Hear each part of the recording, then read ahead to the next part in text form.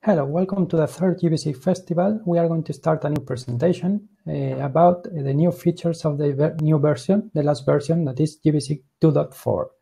So I'm going to start sharing desktop.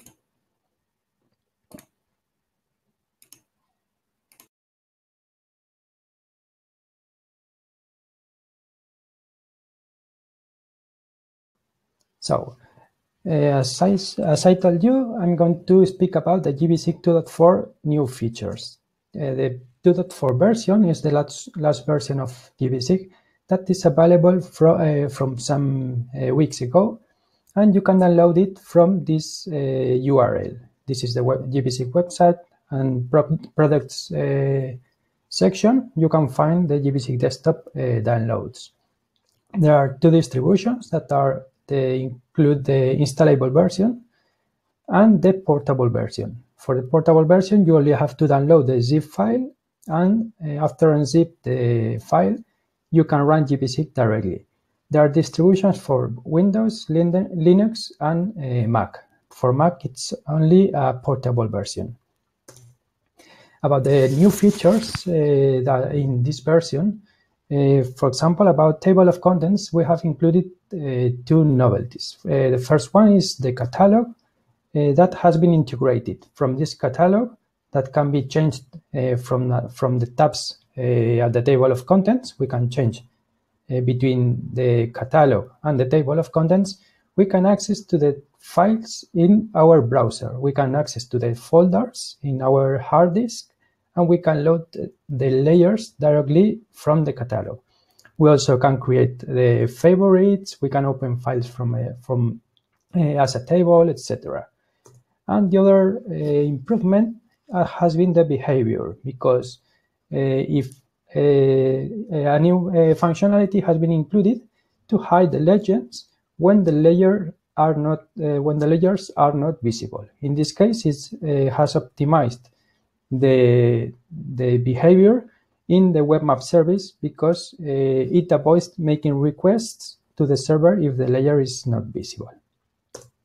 About the symbology, we have included several legends. First one is the heat map, also known as hotspot, and the marker clustering legend. In this case, it represents the number of times that an element is shown in a certain area.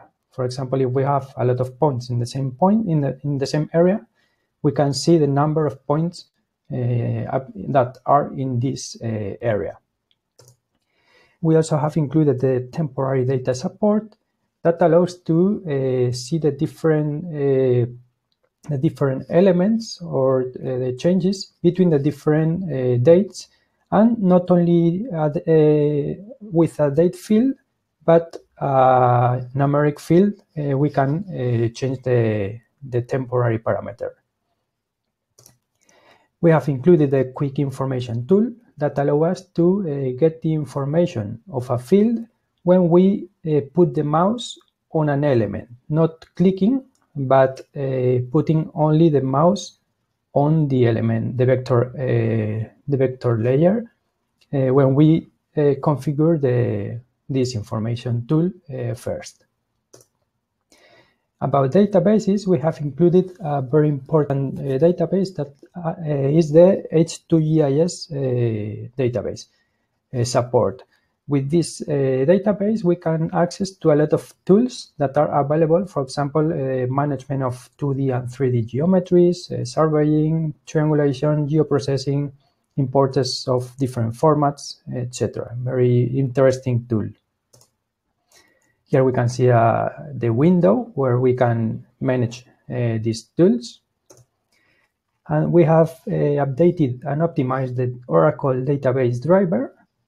And we have included the SQL Server driver in gvSIG Desktop 2.4. Another important database that we have added in gvSIG is the Spatialite. It is very important because it's the database supported by gvSIG Mobile. So it allows the integration between gvSIG Mobile and gvSIG Desktop. We also have included new OpenStreetMap map services. So we have new base layers to add to our map. For example, OpenCMap, Open Railway Map, Car-to-Dark, etc. We also have OpenStreetMap data direct download. If we have a zoom, an area in our view, we have a tool that allows us to download the OpenStreetMap cartography of that frame. We have optimized and updated the NESA Whirlwind library. So the problems that we had with the access to the base layer has been corrected. So it has been improved the safety protocols. About geoprocessing, we have included the geocoding. With this tool, we can create a point layer from a table with addresses, but not only with addresses, but with any element that we can find in Google Maps, for example, or OpenStreetMap. We can have a table with monuments, museums, etc. Another geoprocess that has been included is the point disperse. In this case, if we have several points in the same coordinates, we can see each point. So there's a geoprocess that disperses that scatters the different points, so we can see the different points in an easy way. The Rosmo algorithm has been included too in gvSIG 2.4. This is an algorithm, a model for serial killers detection. It has been included for the gvSIG crime product. Another geoprocess is the demonstration attendees calculator or population by area calculator. With this geoprocess, we can calculate how many people there are in a demonstration. For example, if we have the area, depending on the parameters that we use, we can get the population of this area. A very, very important geoprocessing tool is the Horton machine. With the Horton machine, we have included more than 100 new geoprocesses in gvSIG about hydrologic indexes, geomorphologic attributes, raster map calculator, etc. You can download it from the add-ons manager. When you install the 2.4 final version, you can add these add-ons, this plugin from the add-ons manager. The same as the IPANET tool, IPANET plugin, that provides an integrated environment for editing network running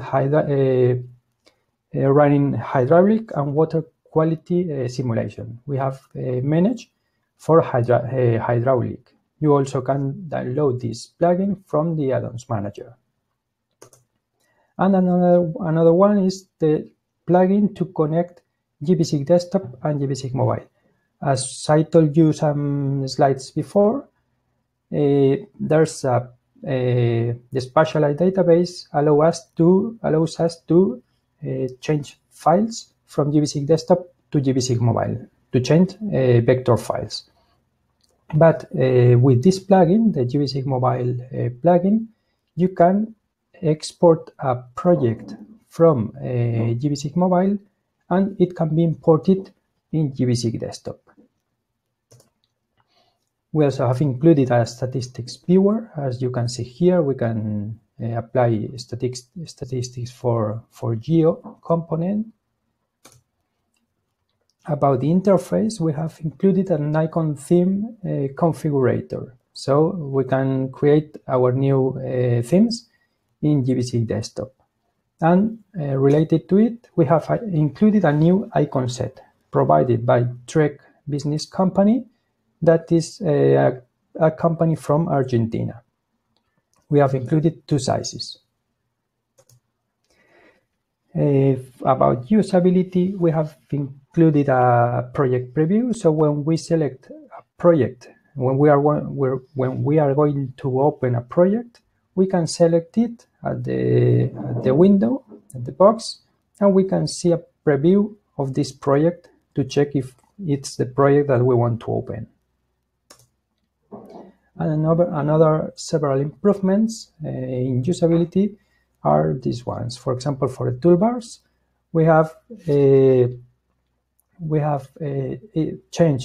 optimized the situation, the location of the different toolbars, because in 2.3 version, for example, when the add layer button, that is the most important button, was in a different place depending on the layers that we had, the situation, if we had selected elements, etc. So it has been optimized. We have an order, a logical order for the project actions, then adding layers, then zooms, then attribute table, etc. And now when we open up gvSIG Desktop 2.4, we have a new maximized view. It's the usual action that a user takes when he or she open gvSIG. So now it's open, a maximized view is open automatically. Another important tool is the reference system of the view.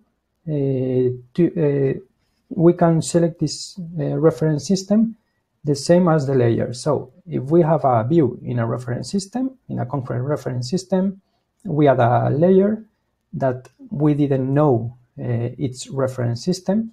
So if the reference system of the layer is different than the view, we don't have to close again to change the properties of the view, etc.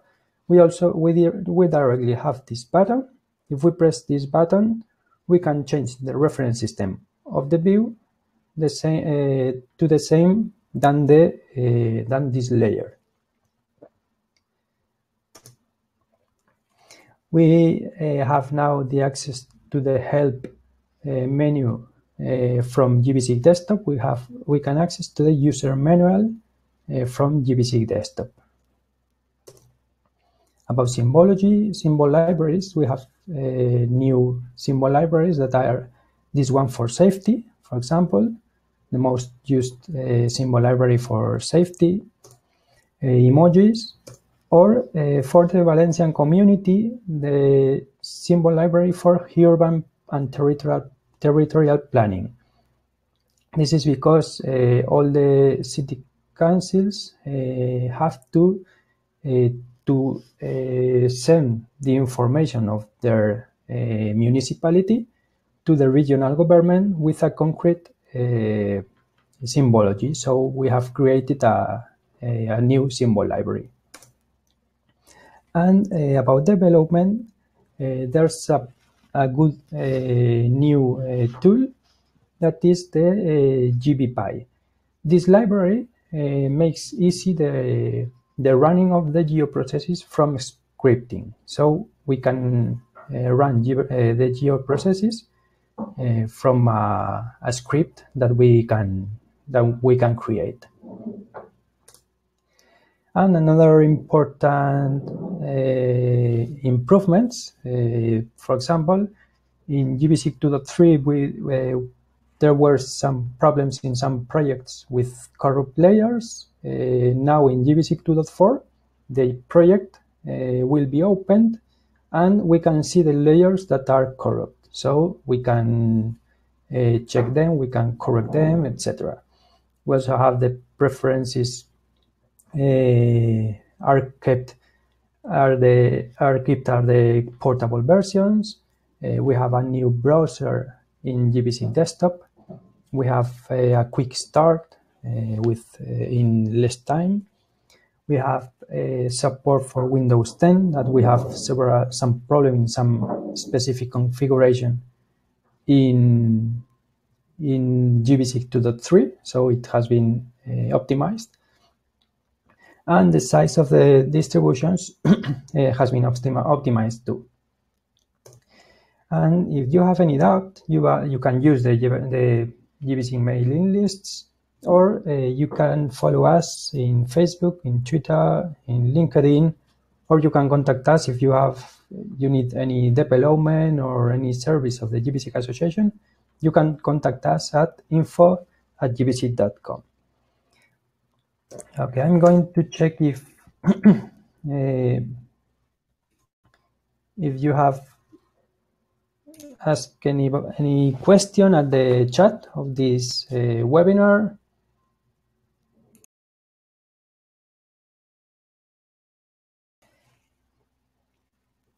Yes, Jean-Paul told us if there is any tutorial for the modules for yesterday, the different modules yesterday. Yes, the videos of the different webinars that there were held yesterday, there will be available in the YouTube gvSIG channel. So you will have the presentations and the videos. This video will be available too. And there isn't any question at the chat. Any more questions? So we are going to finish this presentation, and we invite you to the next one about the Horton machine. That is the new plugin that I have told you about in the presentation. You can see that how to use this new plugin in the next presentation. Okay, see you at the next webinar. Bye bye.